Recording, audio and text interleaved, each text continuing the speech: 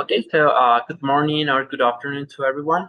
On behalf of the Microinsurance Network, I would like to thank you all for joining us today in this webinar.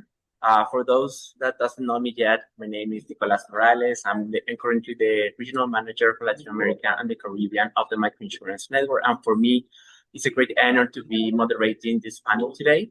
So today we're joined by outstanding panelists, which will be discussing a very crucial topic that is regulation. But before we begin, I would like to provide a bit of context, especially for those of you who are joining for the very first time. So this initiative is being carried out with the support of the International Labour Organization to the Impact Insurance Program and with the support of the Generation Foundation. In fact, today I'm very pleased to have in the meeting my colleague and friend Lisa Morgan. She's a technical specialist and actuary at the ILO, who will be moderating this session with me. So to tell you a little bit more about the background of this webinar, this effort began more than 1 year ago. The goal was to identify the main challenges, the main barriers that are faced by insurance companies that have not yet developed inclusive insurance. So as part of this process, we have designed a series of webinars addressing each of these barriers. Today, we're hosting the fourth of these webinars. For those who couldn't attend the previous sessions, I would like to mention that all the recordings are available in the ILO website. The recordings are available in English, Spanish, and French. So we highly encourage you to visit the page, the website, and take advantage of the content that has been allocated in this website. So before formally starting today's session, I would like to share with you some practical points, some housekeeping notes. So first of all, today's events will last 90 minutes, including time for Q&A. We kindly ask you to stay until the end of the session and to actively participate by submitting all your questions, all your comments to the chat option that you can find at the bottom of your screen. Please remember that we will be providing simultaneous interpretation for this session. You can select your preferred language by clicking the interpretation icon at the bottom of your screen. We will have interpretation into English, French, and Spanish. If you want to speak, please use the raise hand function, and we will give you the floor to directly address your comments or questions to the panelists. It is very important to mention that this session will be recorded in 3 languages, English, French, and Spanish, and we will make it available along with the other webinars series that are published in ILO's website. So now moving into today's discussion, our focus today is leveraging regulations and public-private partnerships. We want to explore how public-private partnerships can foster the development of inclusive insurance markets and how the role of the regulator is crucial in creating a stronger and more enabled environment. In particular, we aim to identify good practices, recommendations, on how to strengthen these partnerships and how regulators can play a very important role in advancing an inclusive insurance. So to kick off today's panel, it's a great pleasure for me to introduce our first speaker, Elias Amondi. He is the Principal Innovation for Resilience at FSD Africa. Elias has over 12 years of experience in developing policies and regulations in the financial sector. At FSD Africa, he leads programs designed to strengthen the enabling environment for risk markets in Africa, driving systemic changes in insurance and other risk management instruments. Elias, before joining FSD Africa, he worked as an actuary at the Insurance Regulatory Authority of Kenya, where he played a key role in implementing risk-based regulations and automating supervisory processes.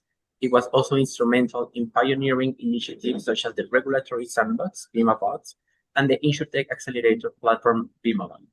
He has also worked on international technical assistance projects with the World Bank, IMF, and the GSF, supporting over 15 regulatory bodies across Africa, Asia, and the Caribbean to strengthen their regulatory and supervisory framework. So, Elias, welcome to this webinar. Thank you so much for being with us. And Elias, to open today's conversation and taking advantage of all this experience that you have had working with different regulators and supervisors, we would like to know what is your perspective on the role of the regulator in enabling innovation in inclusive insurance, and what conditions do you think are necessary for them to succeed in practice? Right. So thank you very much. And again, it's a privilege to be part of this conversation. Regulators are important when it comes to the transfer of risk. And this is really heightened by the need of what we call affordable insurance solutions, solutions that do really meet the needs of customers. And importantly, we are selling a promise because that's how insurance operate. So regulators do provide a lot of confidence to the customers that are really looking to transfer their risks to financial institutions. And this basically means that in terms of really enabling the customers to feel protected and really to ensure that they can receive the benefits as they have been promised, then regulators have to come into that particular ecosystem. Maybe importantly is to kind of look at what has been happening in a number of markets, especially in the developing markets. There are three key challenges that really we can mention when it comes to the transfer of risks, and particularly when we talk about insurance. And how then that really plays a role is that if you look at the challenges that these mostly customers face, one of it is lack of solutions that do meet their needs, and there is need for regulators to ensure that the products that are currently being developed by financial institutions do meet the needs of the people, which is important. So in terms of really transferring that risk and making sure that the products are relevant, then regulators have to play a critical role in terms of approving these particular products, ensuring that the terms and conditions are proper. And then the second element is whereby also there's need for companies to have some form of stability. Now, if you look at it from the inclusive insurance space, you'll get that sometimes it's a big challenge for companies to really get the rightful numbers, and also to get the number of I would say customers that they need to enable them to break even. So in terms of that, then regulators have to also ensure that companies do have the right capital, the right stability to continue being in business.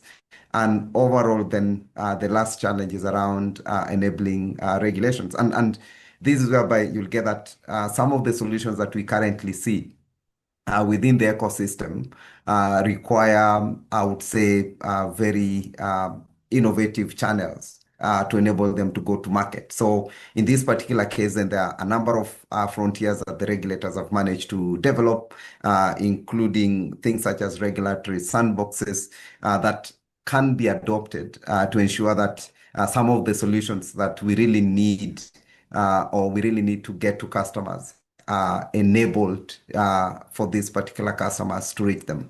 So within that, there are a couple of tools, and maybe from a regulatory standpoint, then regulators can deploy a number of resources to make sure that customers do get the right products. At the same time, they maintain the stability within the industry or within the insurance market. Now, the first tool here, you'll be able to see that regulators use a lot of engagements, whereby, if you look at it from the way regulators interact with companies and innovators within the market, there's a lot of engagement that they really need to put in place. And I'll give you one example that we've spearheaded as an organization. We've been working with a number of regulators across the African ecosystem that enables them to interact with a few companies, and these are basically emerging companies that are going into new transfer mechanisms, companies that are developing new channels of distribution, companies that are really looking at how they can transact business towards the challenges that customers are facing. And within that, then, most of the time regulators do not really understand some of the solutions that are existing. So how then do they contend, and how then do they enable these particular solutions to work? Now, one of the key things that most of the time regulators use, and if you can go to the next slide, and because I would really want to demonstrate this, is around engagement. And there are a couple of engagement tools that regulators are nowadays using. The first engagement tool is really having a very open channel of communication, whereby there's industry newsletters, there are innovation workshops, and really what enables the regulators try to do here is to have that close engagement with both insurance industry players and also non-insurance industry players, because most of the innovations will not even come from the predominantly insurance industry players. So that really enables them to engage with the ecosystem, to understand where solutions are coming from, and to start articulating ways in which they are going to govern these particular solutions. Importantly, there are other tools that regulators are currently adopting, and these are regulatory tools. And if you look at those regulatory tools, that these regulatory tools are really meant to be for purpose and to address the needs, to address the risks that regulators kind of anticipate. So, for instance, there are rules that will be highly proportionate to respond to these new risks. And these new risks can be consumer protection risks, can be delivery risks to some of the customers, can even include stability risks that they might perceive some companies might not really survive and sustain the solutions that are bringing in place. So in that particular case, then, and under proportionality, regulators are currently coming up with what we call a tiered approach of authorization, whereby that they have different forms of licenses and kind of use this to enable companies to get to market. Also, there are areas that they are really looking at how then they can close the gaps. And when we talk about closing gaps, there's need for what we call regulatory clarity. Most of the time, you'll get that the companies that are trying to get to the market do not really understand the rules of the land. Sometimes the rule of the land might be complex and requires the regulator really to address these particular challenges, including the changes that are already happening within the existing laws. So what you see here is that the regulator will kind of have an open door policy, try and engage with the industry as much as possible, try and provide clarity in certain areas around the new regulations that they're developing. And further around that, there's areas around flexibility. Regulatory tools are now becoming more flexible. And here is where I did mention earlier things to do with regulatory sandboxes.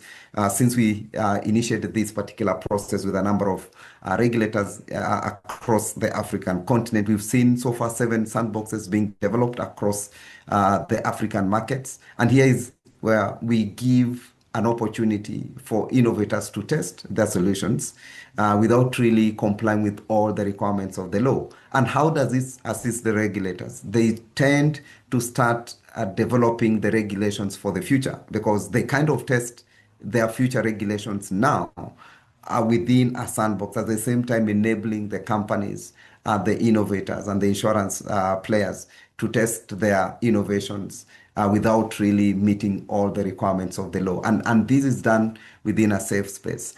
Further than that, there is other rules such as test and learn, whereby they can authorize companies to test a couple of solutions and learn out of them, really trying to pick some of the nuances within the ecosystem. Further than that, then we've seen a lot of advent around principle-based regulations and frameworks that really looks at customers' outcomes. And why is this area really, really important?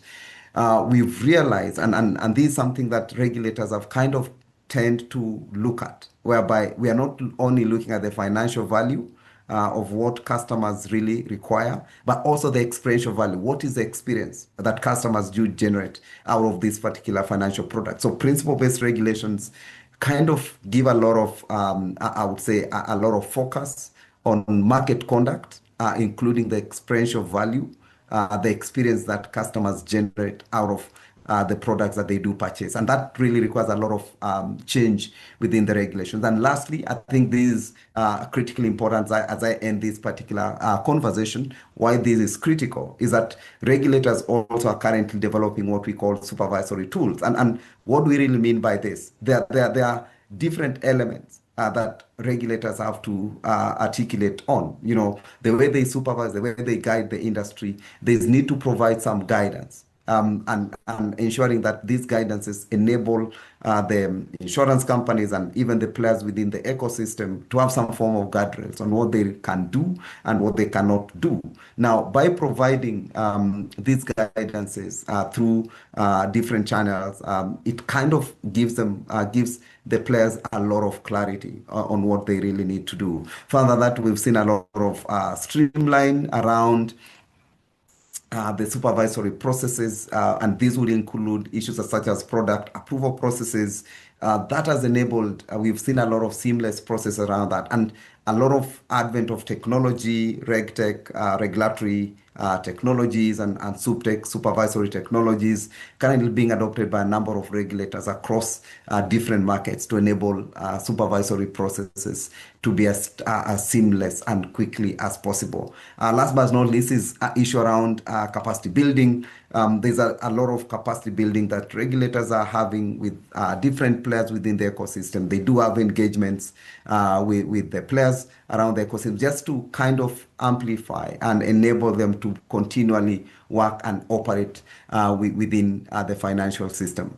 It will be important for me to kind of guide you in where all of this information is at. If you kind of go to our website within FSD Africa, we have an R3 regulatory toolkit that kind of expounds a lot of this work that has happened and what regulators are doing under these areas and tools, because ultimately then the goal of a regulator is to continually monitor their presence and what they can do within these evolving regulatory facets.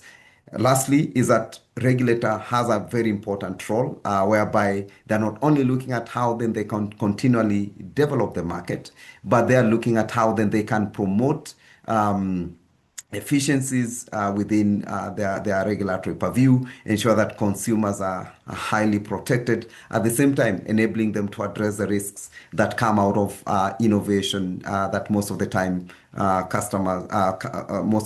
companies do bring to them. And ultimately, I think the goal is to ensure that the consumers still become protected as they really promote and support innovation within their various ecosystems. Thank you. Thank you so much, Elias. That was a fantastic overview and really helped to set the context. So I just want to say another warm welcome from the ILO's Impact Insurance Facility. I see a few of you have joined in the last little while. So just very warm welcome to this webinar. As Nicholas said, this is the fourth webinar in the series. So just so you know, in the chat, I've put a link to where you will find the other webinars. Yeah, this fits into our overall aim of improving the value and viability of inclusive insurance. So with that little hello from me, Lisa Morgan, I would like to introduce our next speaker, who is my colleague Pranav Prashad. So let's hear a bit about Pranav.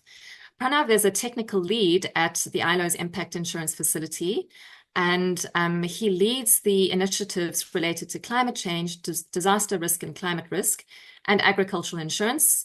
He also works on distribution and building scale and efficiency through the use of technology in insurance. We also have him as our focal point for market development in Asia. Pranav has been working for more than 3 decades in insurance and business management and is probably well known to many of you. He's regarded as a pioneer in index-based agricultural insurance and has initiated and taken to scale agriculture and health insurance products amongst low-income households, utilizing a diverse set of distribution channels and enabling the projects with technology. At the facility, amongst various projects, Pranav has aided in successful introduction of weather index insurance products in Sri Lanka and index-related products for livestock in Kenya. Pranav, just to tell you a bit more about him, he holds an MBA from the Faculty of Management Studies and a Bachelor Honours degree in Economics, both from Delhi University in India. So Pranav, just to ask you a question that you can, to get you going, based on your experience and our experience at the facility, how can regulation and effective public-private partnerships, or PPPs, foster collaboration between different stakeholders to protect vulnerable communities through insurance? And if you could also share specific examples of PPPs that have proven successful in our context or in our work, that would be great. So Pranav, over to you. Thanks, Lisa. Thanks, Nicholas, and everybody. It's great to be among friends who've been a part of our inclusive insurance journey, both within the ILO and even before that. I think Elias has set a very strong base on which to build on. And while talking about the facilitative aspects of regulations, I think it's important that we look at it also in light with the role for the governments, because regulatory bodies need to reflect government policies, programs. In that sense, so I'll just broaden the discussion, as Lisa has already mentioned, to the role for the government and issues around public-private partnerships. And if you see our first slide, I would like to just talk about what are the core considerations that regulators, governments, as part of public policy are looking for. It is their responsibility to, of course, look after the clients who are the beneficiaries and expand the reach of financial services and other services to them. So what are the services and how are the processes that can actually help create value for the customers? Because at the end of the day, it's not just doing it for the sake of doing it, but create value at the customer's end.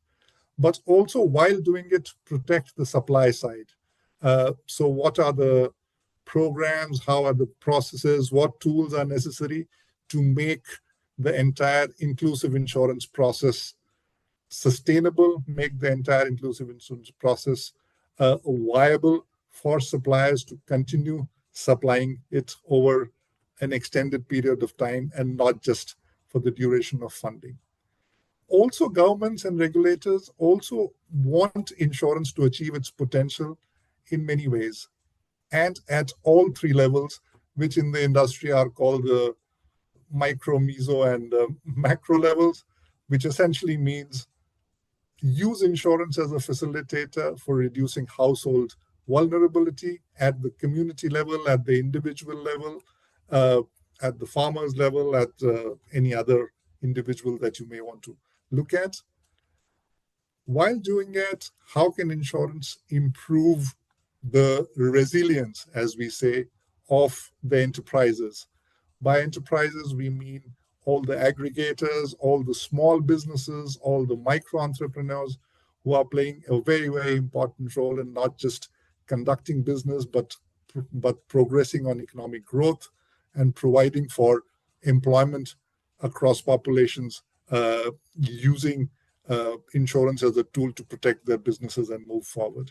And of course, the governments also want to use insurance in achieving core policy objectives, whether they are reacting to climate change, whether it is food security, whether it is universal health care, so that it becomes an ecosystem that is facilitative, it becomes an ecosystem that is progressive, and it is a win-win situation at all levels. The customers benefit, the institutions benefit, as well as the government is also able to achieve these objectives.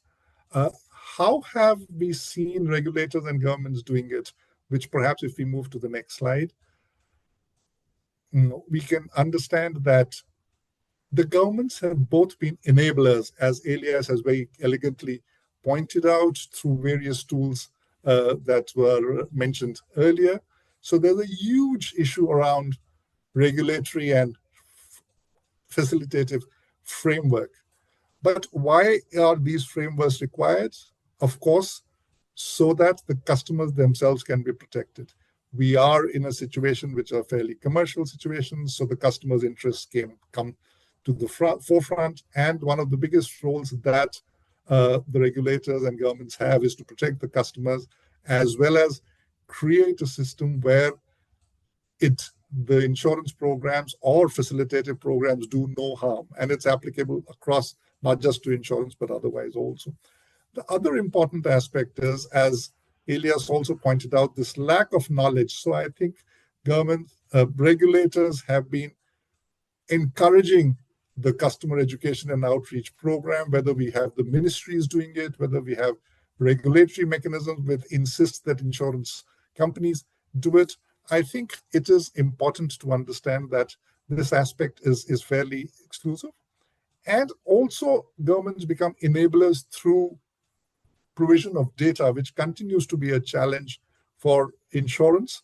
So how can data be provided in a way that that the insurance companies can create relevant products, have enough information to come up with stuff around that. Of course, governments have been using insurance also as a component of safety nets and building resilience. The R4 program was a huge display of this thing in play, and also use insurance mechanisms for the productive side of insurance for improving the economic cycle. So improve the investments on farms, improve the investments in healthcare, improve the investments in productive technologies that can lead to greater productive role in addition to the protective role. What does it all do? It helps in aligning of incentives, as well as how can budgets be managed better in government schemes and government mechanisms so that there is efficiency in the entire system.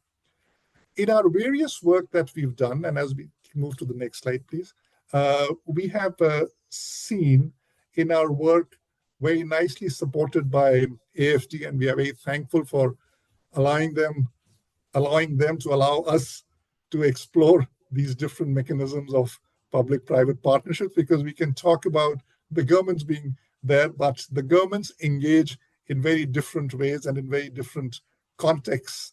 And in the part of our work, we've seen 5 distinct models emerging. If we are to look at what's happening in Rwanda, where we have a national scheme that is supported by the government, they are subsidizing the scheme, but they are also facilitating what we call co-optation. It's a cooperative consortium kind of an approach. It's not really a consortium, but there are 5 different players coming into play, each coming up with their own distinct advantage. They are, of course, coordinated by the ministry and the regulator. BNR and MiN-ILO, which are the ministry and the regulator, play a very strong role there.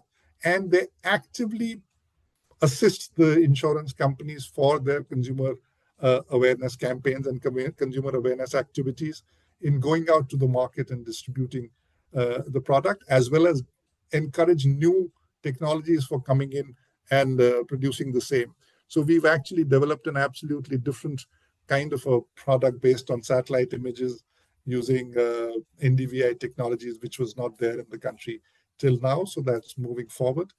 On the other extreme, we have perhaps the Ghana model, where the insurance or agricultural insurance started out with one single entity, which was supposed to do end-to-end products, but required support from the industry.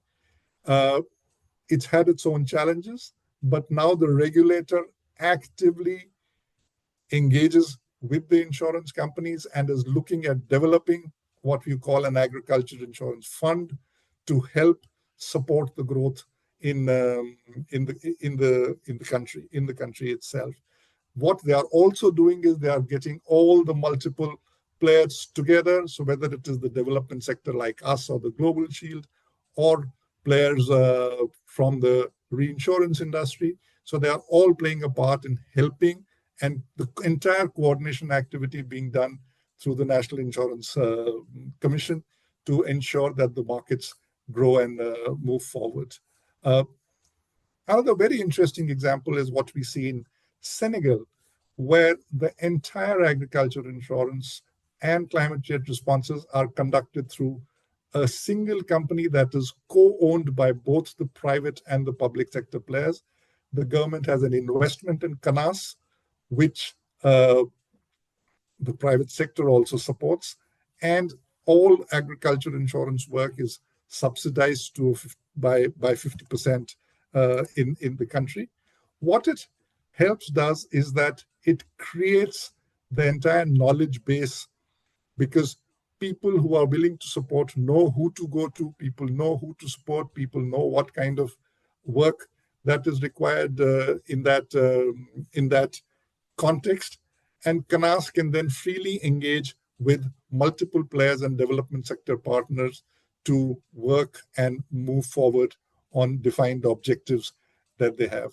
Of course, there are issues around how and when the subsidies come in. There are issues around what kind of projects they should do, but both for livestock as well as for crops, as well as this joint work has helped establish a very, very dense weather station network, which is helping the industry in moving forward. We also engaged in Kenya, where national schemes are being adapted at the country level, not at the country level. The country level schemes are being adapted at the provincial level in the states, where the national health insurance program is being adopted and improved upon by states in engagement with private sector and organizations and NGOs. In that, of course, the government support is required, but also the private sector is contributing in defining distribution strategies. They're helping in defining different models and different segmentation of market, which obviously the governments, I don't think they have the time to do it. For them, it's all one same. So this entire segmentation approach that the private sector provides has helped the government in defining the processes that we can move forward with. Of course, the entire health ecosystem in Kenya is undergoing a bit of a change, but we hope that the engagement will be helpful in defining which customers to prioritize and go to in the times ahead. We've also worked in West Africa, in Ivory Coast and Benin and other countries, in helping governments understand how insurance can benefit and work with organizations in the local sector there to move forward with, to understand what it is. We worked with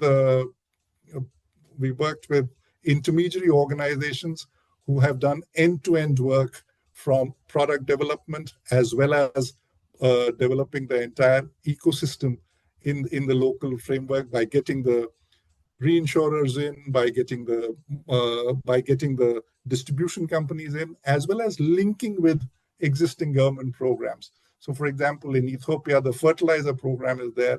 So insurance has been linked to the fertilizers that are provided at a subsidized rate through the government network. So government mechanisms, and there can be no better distributor than the government. So how can those mechanisms engage with private sector enterprises to ensure that the message of insurance reaches to multiple places?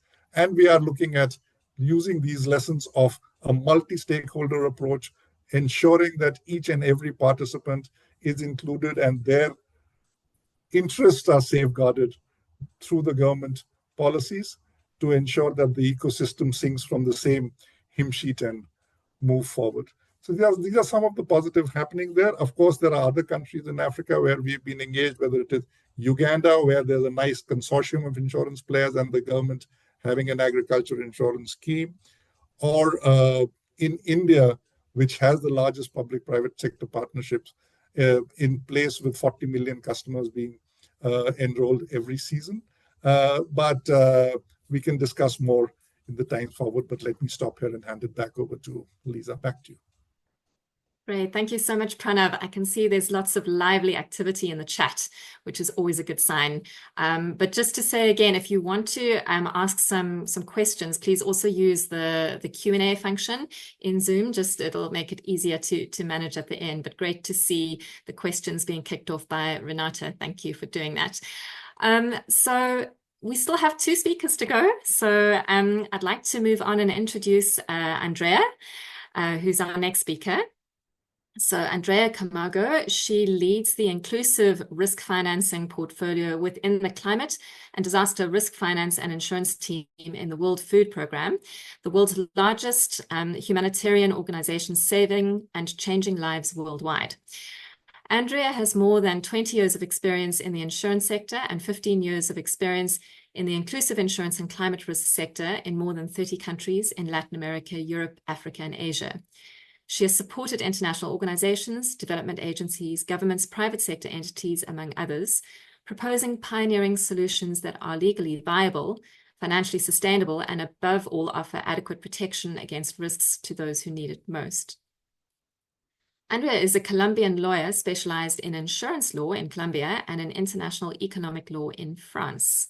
So Andrea, a very warm welcome to you. And with the other speakers, we have a question for you to get going. So Andrea, we would like to know from you what strategies have proven most effective in influencing regulatory frameworks to support the growth of inclusive insurance. So Andrea, over to you. Thank you very much, Lisa, and thank you, Nicolas, as well for the invitation. I'm very happy to be here today, and hello to everyone. Thanks for joining us. Maybe to start responding your question, I would like to frame a little bit the work of WFP, because that will give us an idea on how well positioned we are in terms of like identifying these strategies.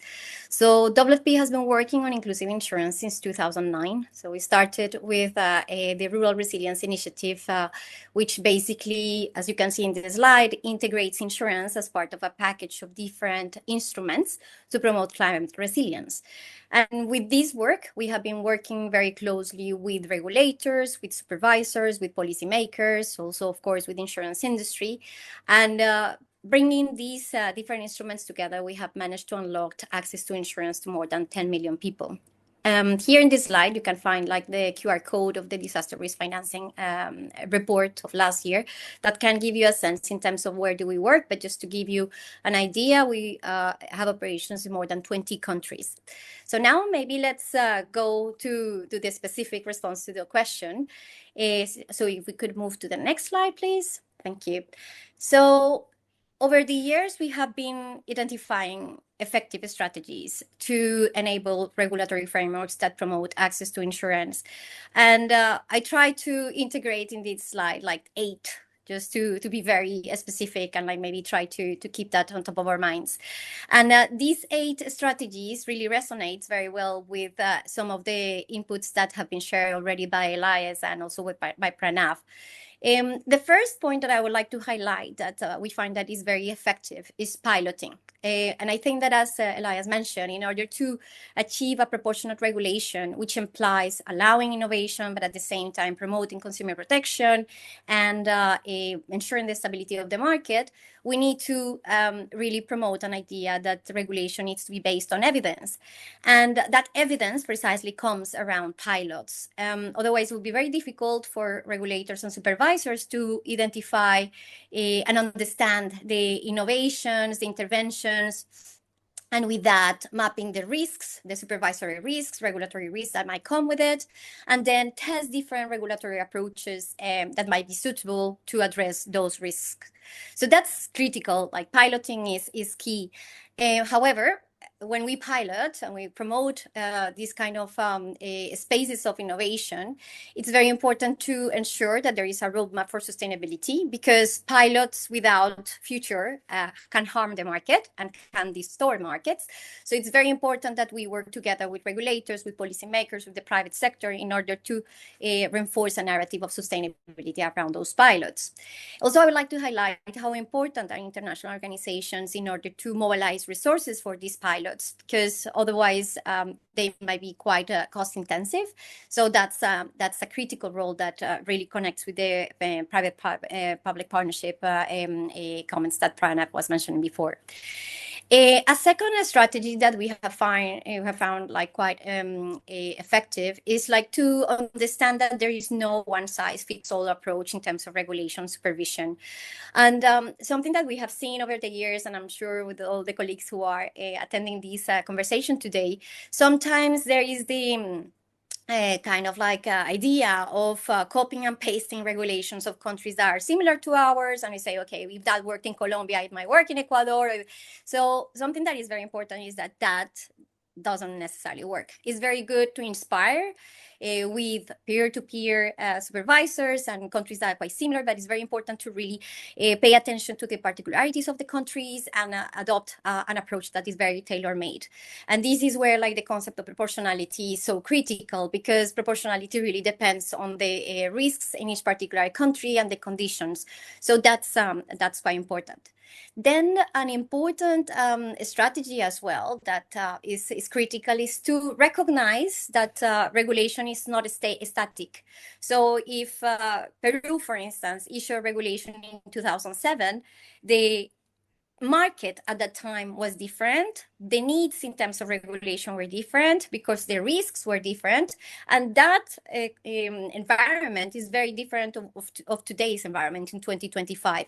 So it's completely normal to see that these regulations evolve over the years and that this is accepted, because sometimes there is this reaction of like, oh, but are we planning to regulate this every year? You know, we know that regulation is a kind of a reaction as well in terms of market development. So this needs to be to follow the same patterns of development. And then another important strategy is that proportionality needs to be adopted through all the insurance life cycle. I maybe would like to bring an analogy. I feel that supervisors, regulators, they are kind of in a balancing act, because of course to promote inclusive insurance is critical to unlock innovation, but at the same time you need to protect consumers and you need to protect the stability of the market. And but it's important to look at all the insurance life cycle, not focusing only on regulations, unlocking, for instance, new risk carriers, and maybe neglecting areas that are equally important as like regulations in terms of timelines for payouts, or regulations around like premium payments, or regulations around distribution channels that are very critical. So it's very important to look at like a comprehensive approach and not just like looking at one piece of this insurance life cycle and removing an obstacle there, but really looking at the whole picture of this insurance cycle. Then another strategy is to try to remove this idea of everything is because of the regulation.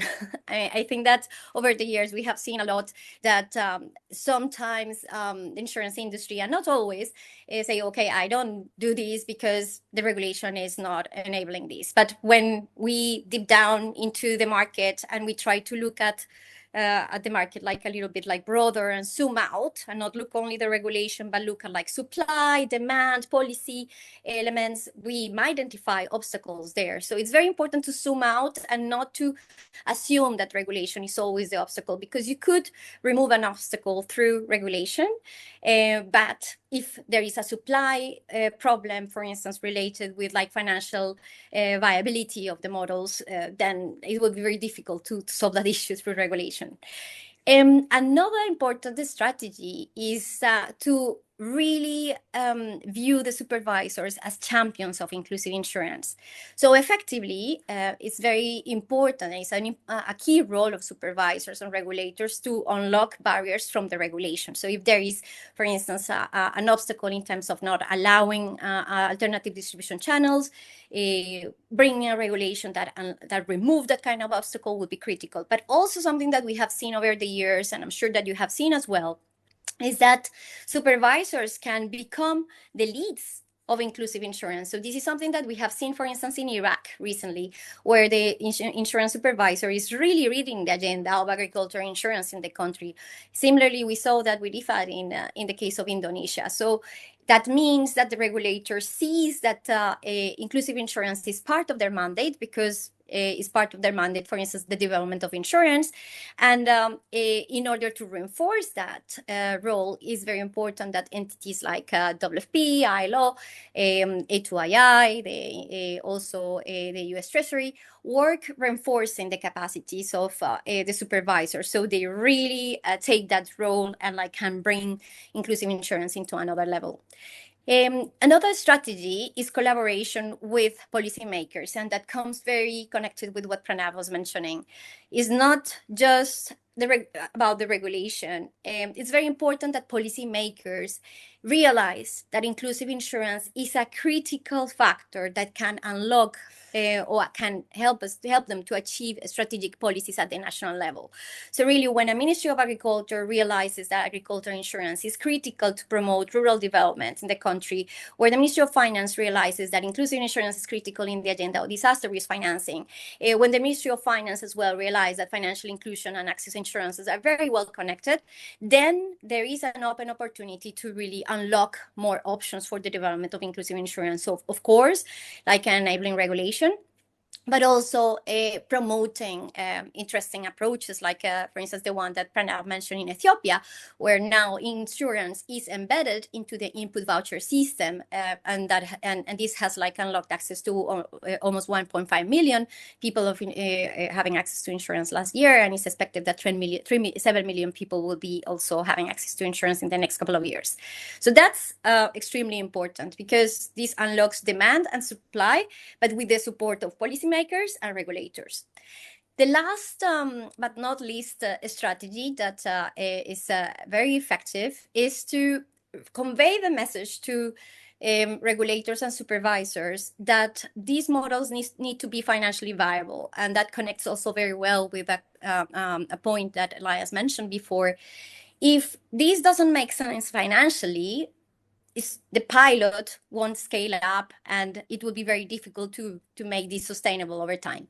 So it's very critical that supervisors understand that regulation can bring some compliance cost to the implementation of these programs, and that can disincentivize the involvement of these insurance companies in inclusive insurance. So that compliance cost is very important to be quantified.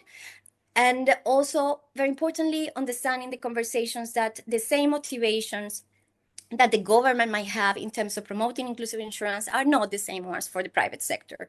For them, the objectives are very different. And the idea of all of this is, how do we bring all these parties together in order to promote access to insurance?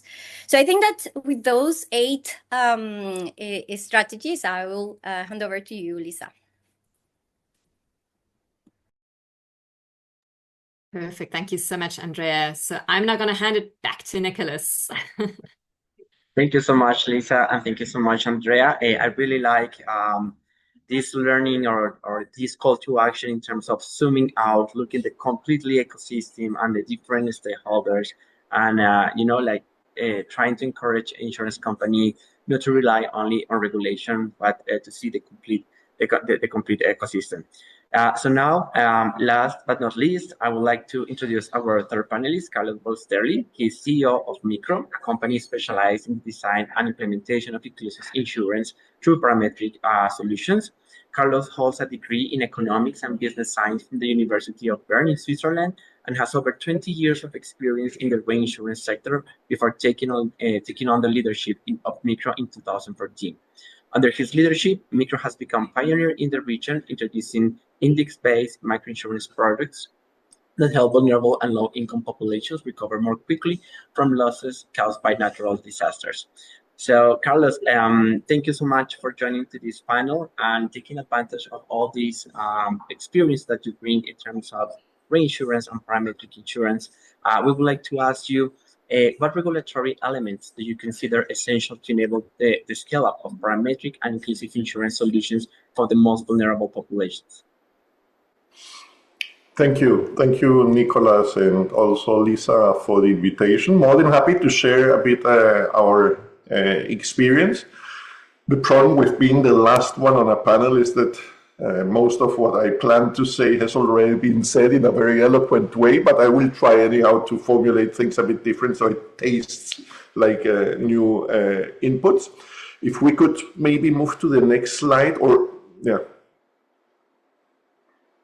and to the next one. We come back to this one in a minute, but given I liked very much everything my previous panelists had to say, but as usual, also the way Andrea framed it, and at the end she said something that helps me a bit in what I wanted to share with you.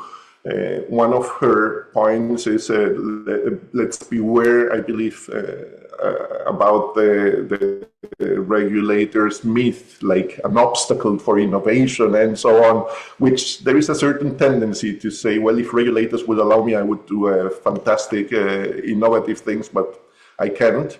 And I think that's also a bit exaggerated. There are maybe some hurdles, but at least in MiCRO's experience, something that has been very useful is not to surprise regulators with new things, but rather to engage them very early and let them know what is it exactly you want to do, and slip into their shoes, understand what they're doing, and then realizing it's quite aligned with what we want to do as well, which is developing that market. They probably pay a bit more of attention to more aspects as to how to strengthen the what Elias mentioned, the confidence in the public that the promise that we give in an insurance product is going to be met if it comes to that.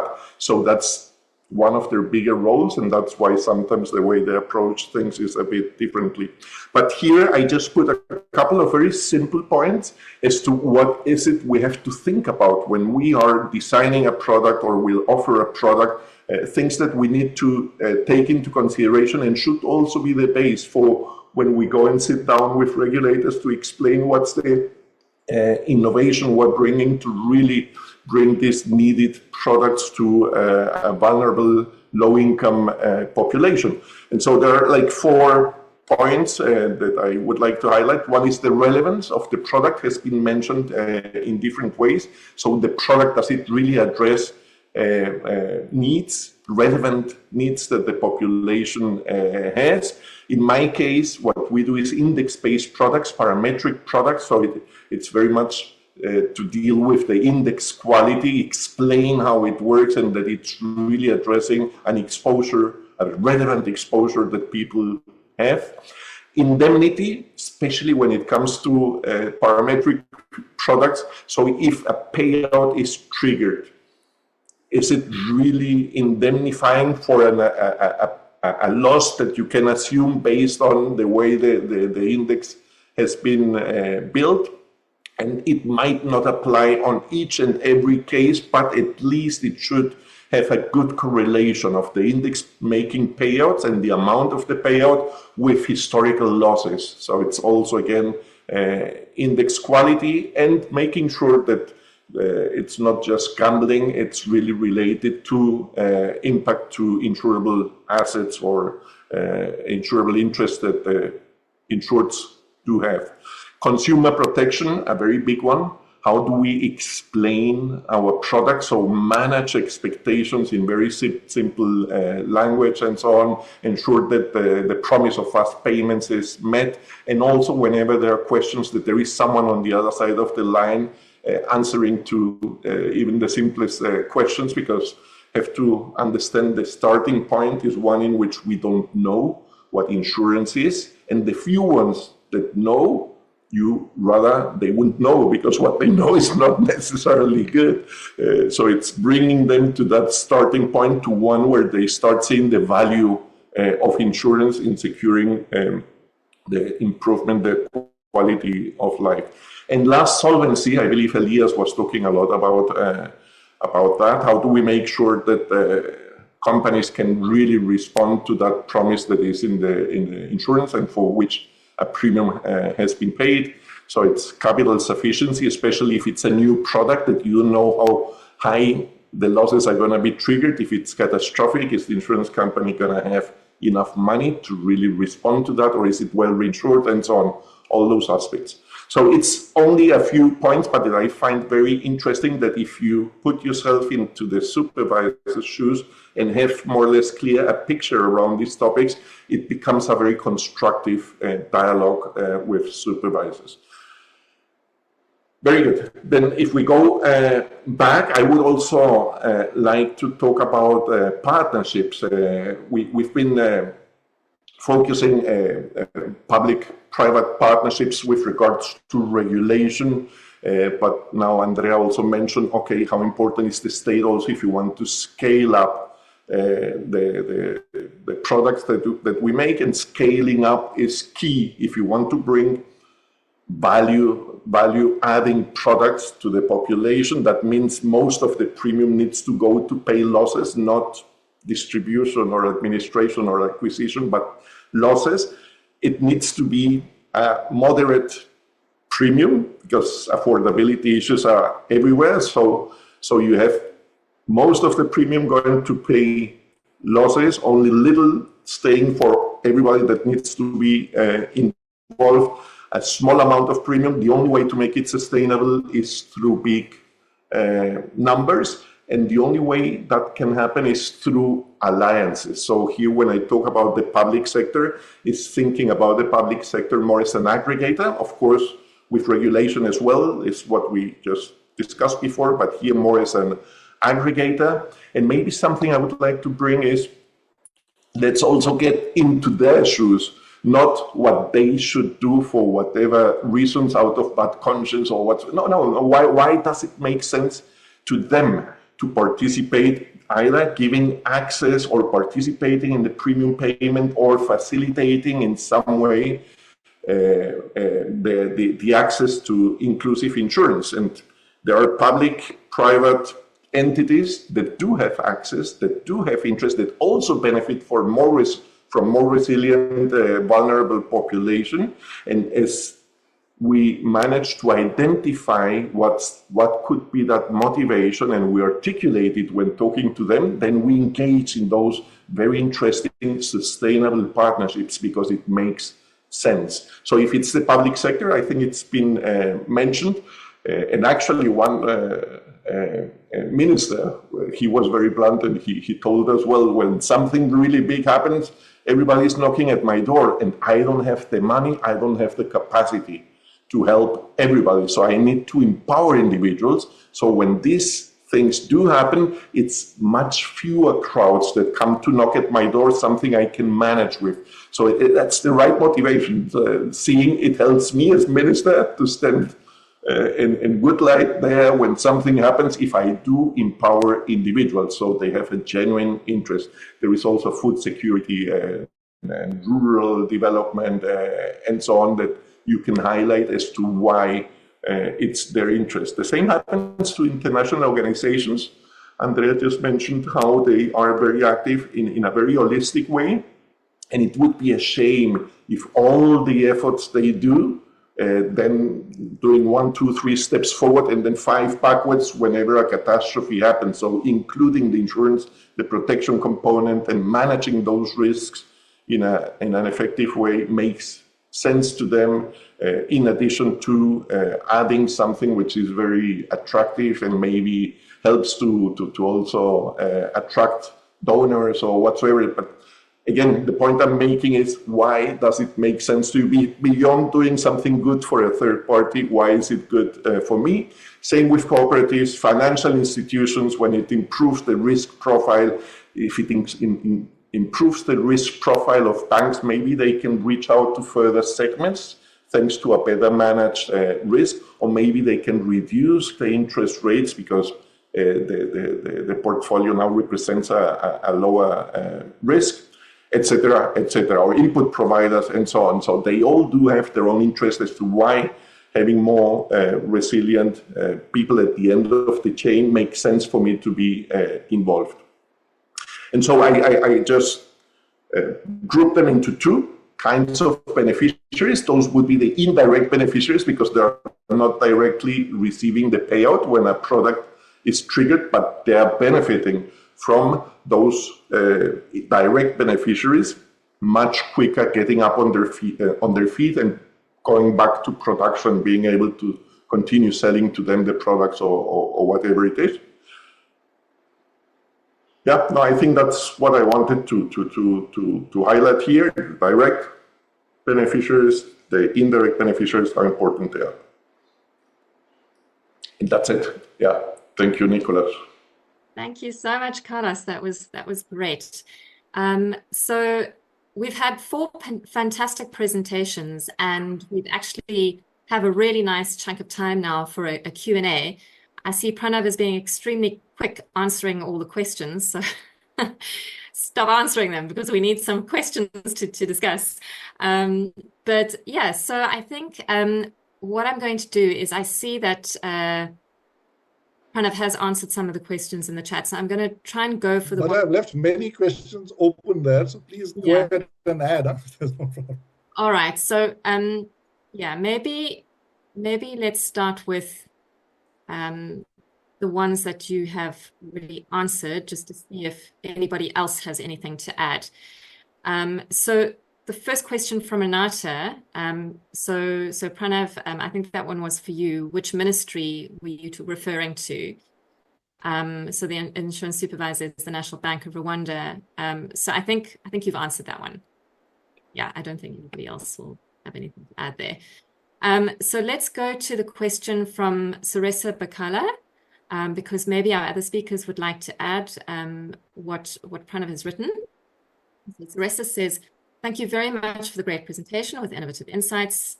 I truly appreciate the depth of the discussion, so thank you. I would like to seek further clarification on the following.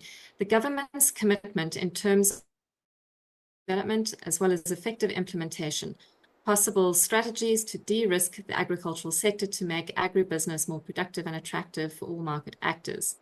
How can we better organize public-private sector engagement in agricultural insurance?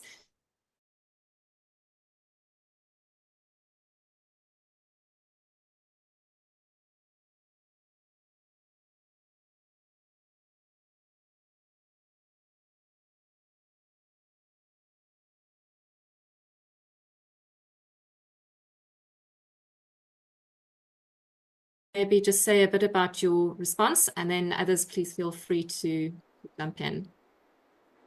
Sure. So Saresa has very nicely shared a bit of a background, and from our understanding in Ethiopia, the industry seems pretty much poised to do it, though of course they need the initial push. A very positive development that has happened there is the development of a kind of a consortium for agriculture that has just been launched. And from our experience, as I mentioned earlier, this input program of bundling with fertilizers seems to have been effective in building scale. WFP has done a wonderful job, so I'll invite Andrea's inputs on that. But of course, these input programs have been tried in Zambia, and it has been very, very transparent for the customer because they are in any case buying inputs. So insurance comes as a part of the bundle of inputs that they buy, and they get coverage by default in that sense. But I'll just stop here and let others who have actually worked in these programs share more. Thanks, Pranav. So Andrea, would you like to add? Yes, indeed. I want to complement on this approach in Ethiopia because this transition to integrate insurance within the input voucher system of the government was the result of reflection of many pilots and many strategies that have been done together, and effectively the industry was feeling that scale and sustainability of these pilots was very complex. So I would say that in the case of Ethiopia shows that failure and learning from failure can lead us to success and build those partnerships. The current scheme is also the result of many steps along the way. So for instance, more than 5 years ago, the National Dialogue Platform was created, trying to bring the different stakeholders in the country to sit down and talk about agriculture insurance. And nowadays, this year was launched the Rural Technical Financial Inclusion Unit that is led by the Ministry of Agriculture, precisely to catalyze all these efforts. So just to say that this sometimes takes time, but once you start showing a scale and a critical mass to the private sector, they are much more interested. And as Pranav said, now there is a consortium that was launched, 2 months ago or less than that, precisely to advance this. So that's a very interesting case. But again, Zambia is also an example of these. So national dialogue platforms, technical working groups are critical to bring all these stakeholders together. So hopefully that can push this to another level. Thank you, Andrea. Would our other speakers, panelists, like to add anything? We'll go on to the next question. Well, I can make a comment on one program where the determining factor was leadership. There was that guy at that time who had clarity as to what he wanted to do, and it wasn't the perfect solution. It was more to get something in motion that would change the fundamental way of how to deal with risk. Acknowledging risk is too much for me. Let's start somewhere. I know there is nothing perfect, lots of things to be done, so let's get the ball moving. But I think that was crucial, like that minister that came in time and making decisions as, okay, this is what we're going to do, and let's monitor it closely to iteratively improve it. And then you start getting mass, you start getting interest, you start getting ideas. But the most difficult part is how do we get it moving instead of just talking about it. It's like that wagon at the station that you try to push and it's incredibly heavy. You have to move it a bit, and then you start seeing hands of people who want to jump in. And yeah, it's more like a human side of things, if you want, than a technical one. Thank you, Carlos. I think one of the words that keeps coming to mind throughout this presentation is opportunity. If we all get together and work together, especially with the regulators, there's opportunity there that I think we can exploit.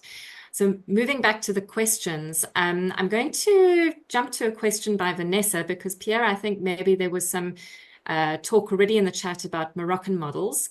But Vanessa has asked a question, which I think, Carlos, actually came up when you were talking, so maybe you can have a go at answering this.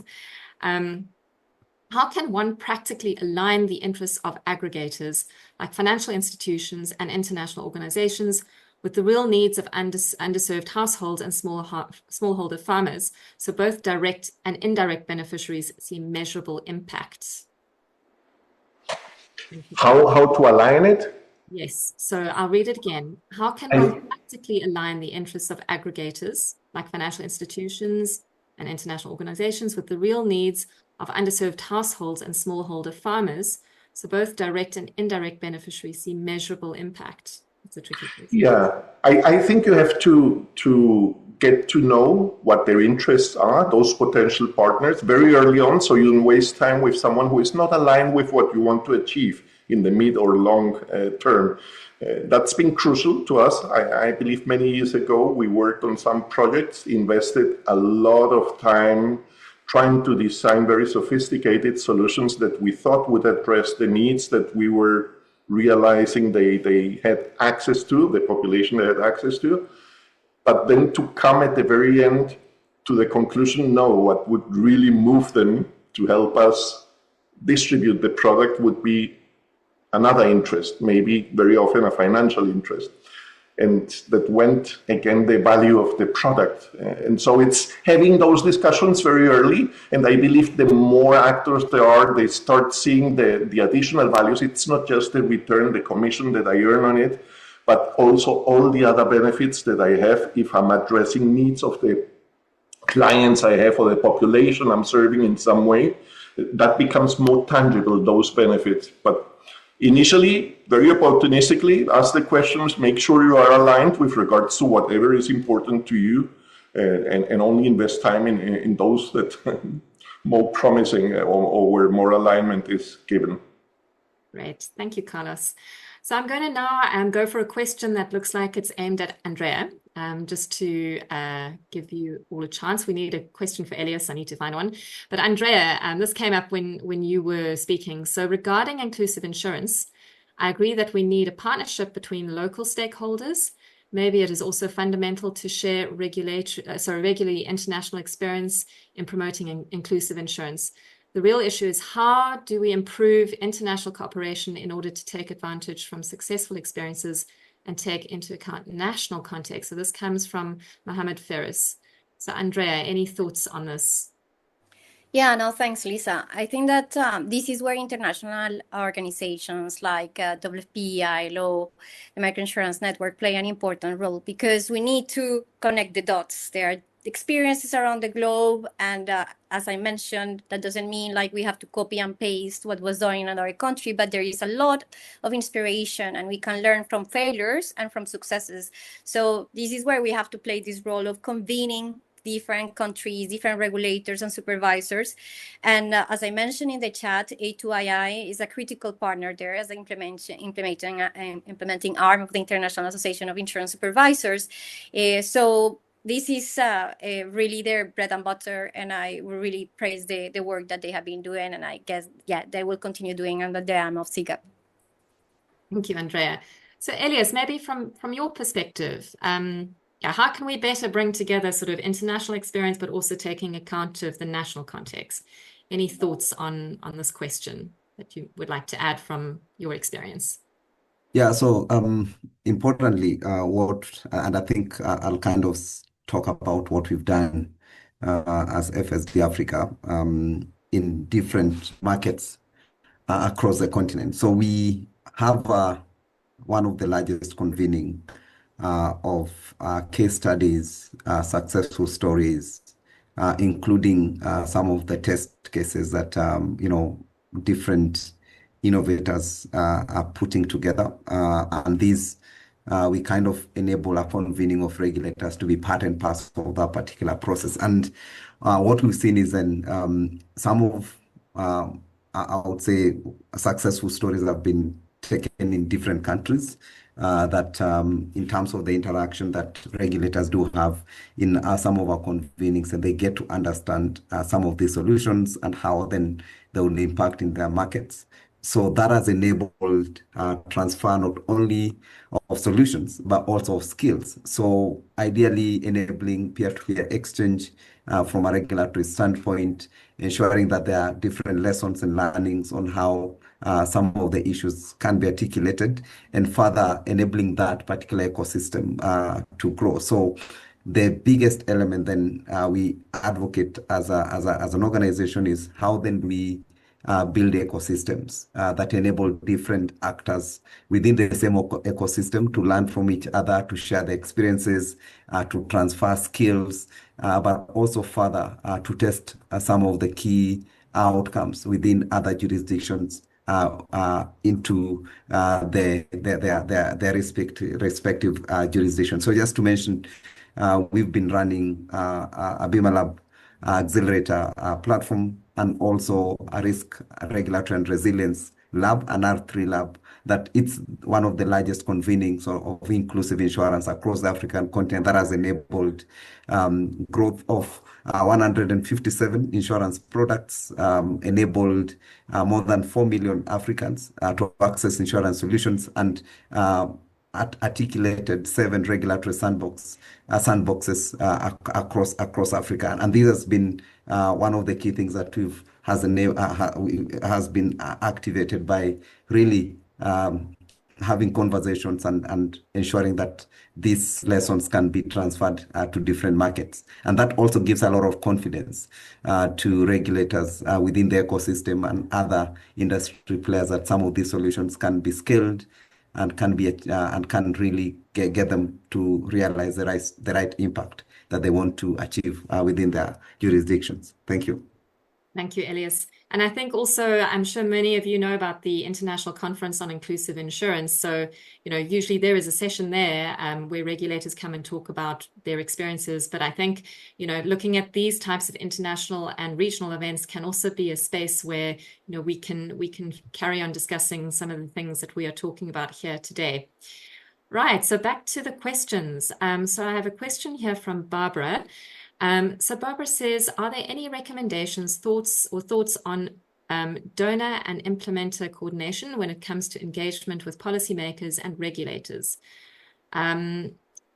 Is there a risk of overwhelming policymakers with different advisory projects, or not enough action yet in this space? So any of our speakers, would you like to have a go? Andrea, yes, please. You're muted. Yeah, sorry. Thank you very much. No, that's a very good question, and something that we really need to work more. I think that as international organizations to be more coordinated, because effectively, I think that policymakers, regulators, and even private sector can be completely overwhelmed by different ideas, pilots, and programs that come at the same time by different entities. So I think that precisely the creation of these technical working groups and national dialogue platforms, bringing different stakeholders, are critical to ensure that alignment. But we need to find other platforms to do that better. So I think that in the case of the UN agencies, we're trying to collaborate much more closer with UNDP, with IFAD, with UNCDF, in order to avoid bringing different messages, but really try to bring a common narrative that can effectively lead to substantive change for the development of inclusive insurance. Thanks, Andrea. Just to add, I think if talk about developing markets, there's been a big challenge, particularly on how then we articulate and try and help them resolve some of the challenges, particularly when we talk about the insurance protection gap.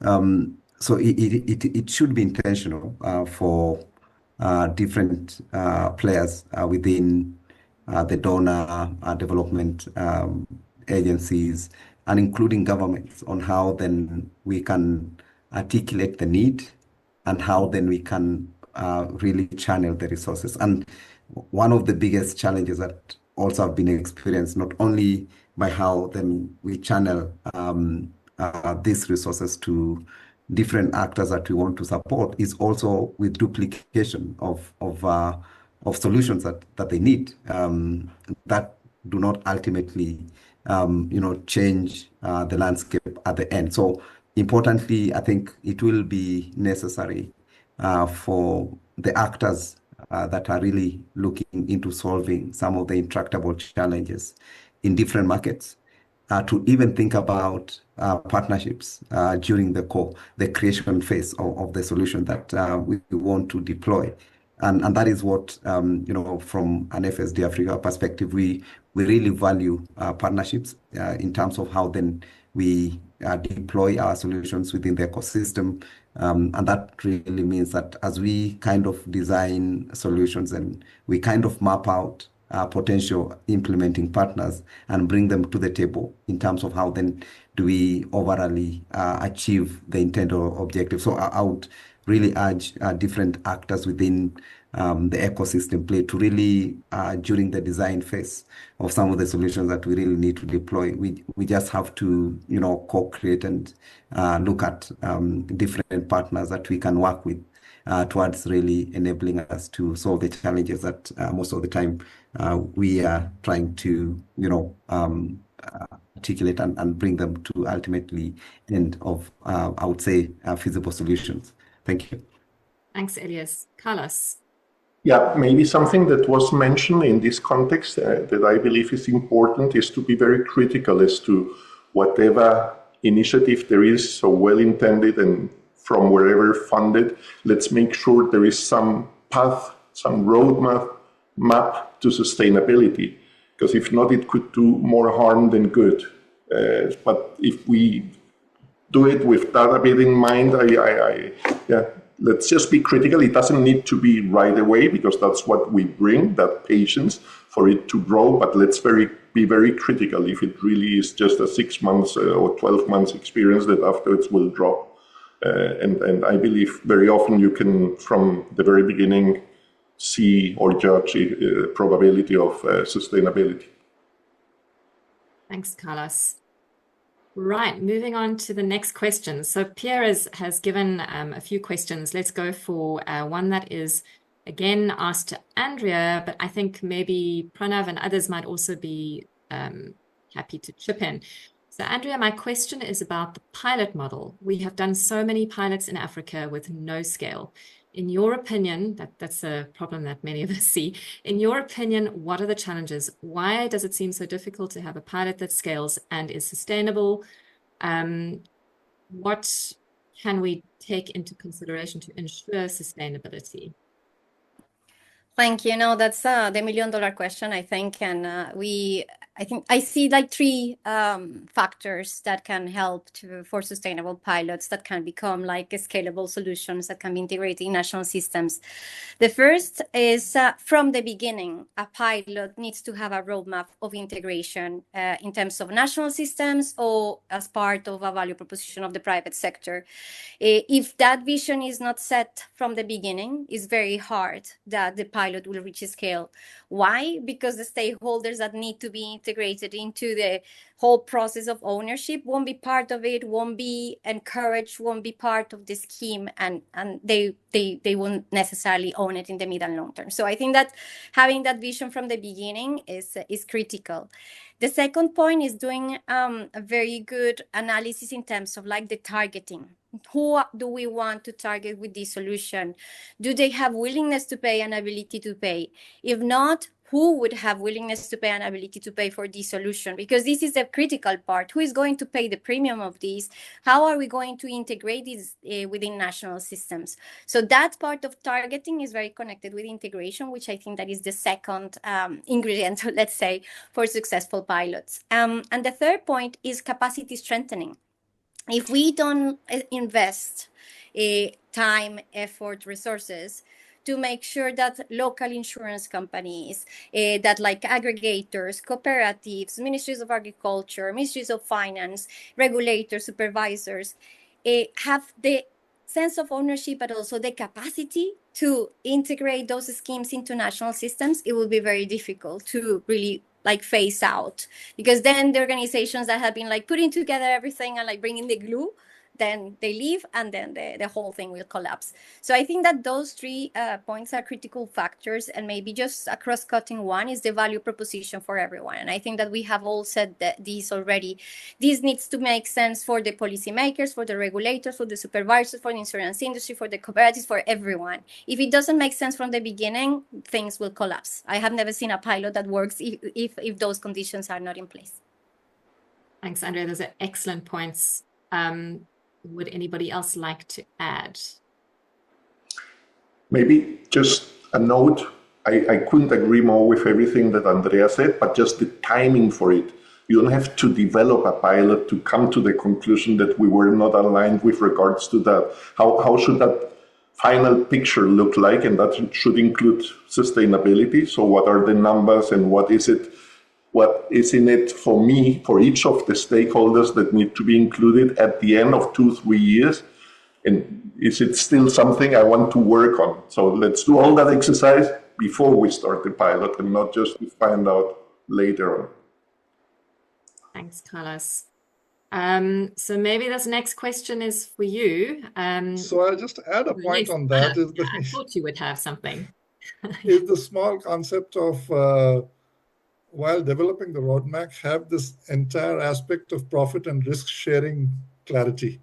It shouldn't be that just the private sector is carrying all the risks and carrying all the work, or it shouldn't be that it's all left to the government and the private sector is just bothered about getting the X% out of it and moving forward after the pilot and nothing being done. So I think it's important while developing these roadmaps, this entire concept that it is a partnership in all aspects, and not just for a limited aspect or a limited time. This concept that risks need to be shared by all the stakeholders, and the profits, whatever the way we want to look at value creation, etc., also needs to be done throughout the value chain. These are important aspects that need to be kept in mind as we embark on pilots and keep modifying them as we move forward. Thanks, Pranav. So I think with that, we have 2 minutes left. So I might start wrapping it up. I know we have a few questions that we haven't answered, but I think if we start answering them, we might go over time. So I just want to say a big thank you to all of you for joining today. We hope that you found this really interesting and useful. We have recordings in English, Spanish, and French, which we will load up to our website. So you will have a chance to either re-listen or maybe share it with people who you think would find this interesting. So a big thank you again from the ILO and Nicholas and team at the MiN. It's always wonderful to work with you guys. So we do have a few other webinars that will be coming up, and hopefully you are on our mailing list and we'll hear about it, we'll see it on social media. So that's all from me. And Nicholas, would you like to say a few final words? Yes, sure, Lisa. No, just to thank all of you for being with us, staying with us until the end. Thank you so much for all your questions.